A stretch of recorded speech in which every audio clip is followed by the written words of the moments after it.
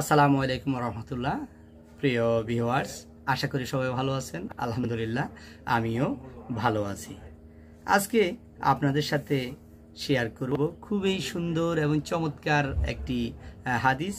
আজকে সে হাদিসটির video number হচ্ছে ৭৫। আজকে ৭৫ নাম্বার ভিডিওটা আপনাদের সাথে শেয়ার করছি। এখানে একটা হাদিস তালিম করে শোনাচ্ছি। আশা করি আপনারা শেষ পর্যন্ত দেখবেন, তাহলে নিজের জীবনে আমল করতে পারবেন। আমি হাদিসগুলো পড়ছি আমার আমলের নিয়তে, এবং আপনারাও শুনবেন আমলের নিয়তে। আসেন আমরা হাদিসটি পড়ি। বিসমিল্লাহির রহমানির রহিম। হযরত আবু মুসা রাদিয়াল্লাহু তাআলা আনহু থেকে বর্ণিত, রাসূলুল্লাহ সাল্লাল্লাহু আলাইহি সাল্লাম বলেছেন, আমার এবং যে দিন দিয়ে আল্লাহ তাআলা আমাকে প্রেরণ করেছেন এর উদাহরণ হলো ওই ব্যক্তির মতো যে নিজের কাউমের কাছে এসে বলল, হে আমার কাউম, আমি সচক্ষে শত্রু বাহিনী দেখেছি, আমি একজন সত্য ভয় প্রদর্শনকারী,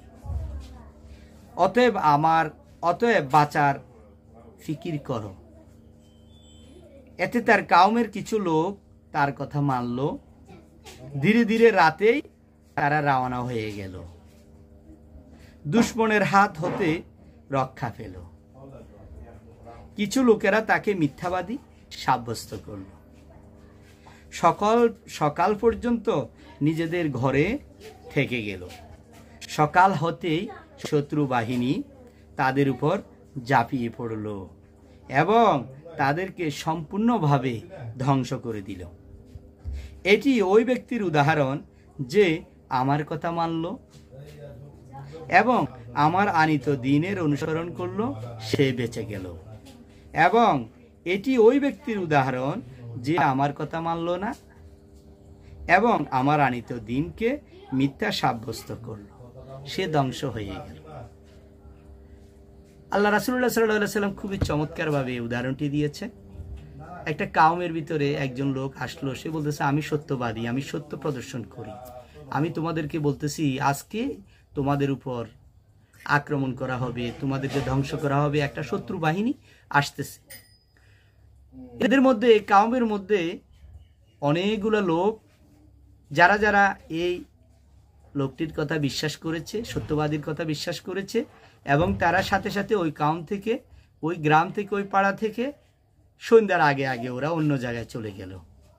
যারা তার এই সত্যবাদীর কথা শুনলো না, সত্যবাদীর কথা মানল না, তারা ওই মহল্লায় থেকে গেল, গ্রামে থেকে গেল, কাউমে থেকে গেল। শত্রু বাহিনী আসলো, এসে এদের সবাইকে ধ্বংস করে দিল। রাসূলুল্লাহ সাল্লাল্লাহু আলাইহি সাল্লাম বলছেন, আমি সেই উদাহরণ যে ব্যক্তি আমার কথা শুনলো, আমার কথা মানলো, আমাকে অনুসরণ করলো, সে বেঁচে গেল। যে আমার কথা শুনলো না, আমার কথা মানলো না, সেই নিঃসন্দেহে শত্রু বাহিনী এবং সে ধ্বংস হয়ে গেল। যেহেতু আরবদের মধ্যে ভোরে ভোরে হামলা করার প্রচলন ছিল, এই কারণে শত্রুর আক্রমণ হতে নিরাপদ থাকার জন্য রাতে সফর করা হতো। তো আল্লাহ তাআলা আমাদের এই হাদিসটি অনুসরণ করার তৌফিক দান করুন। এই হাদিস অনুযায়ী যাতে আমাদের বাস্তব জীবনে আমরা আমল করতে পারি, সেই জন্য আল্লাহ তাআলার কাছে প্রার্থনা করি। সবাই আমরা আমাদের এই হাদিসটি যেটি পড়েছি আপনারা শুনেছেন ইতিমধ্যে। আপনারা আমরা আজকে ৭৫ নম্বর যে ভিডিওটি দিয়েছি, আর আগে আরও ৭৪টা নাম্বার ভিডিও দিয়েছি, ওই ভিডিওগুলোতে আপনারা দেখে নেবেন। আমরা মুনতাখাব হাদিস থেকে, মুনতাখাব কাব্যগ্রন্থ থেকে আমরা এগুলো আলোচনা করছি।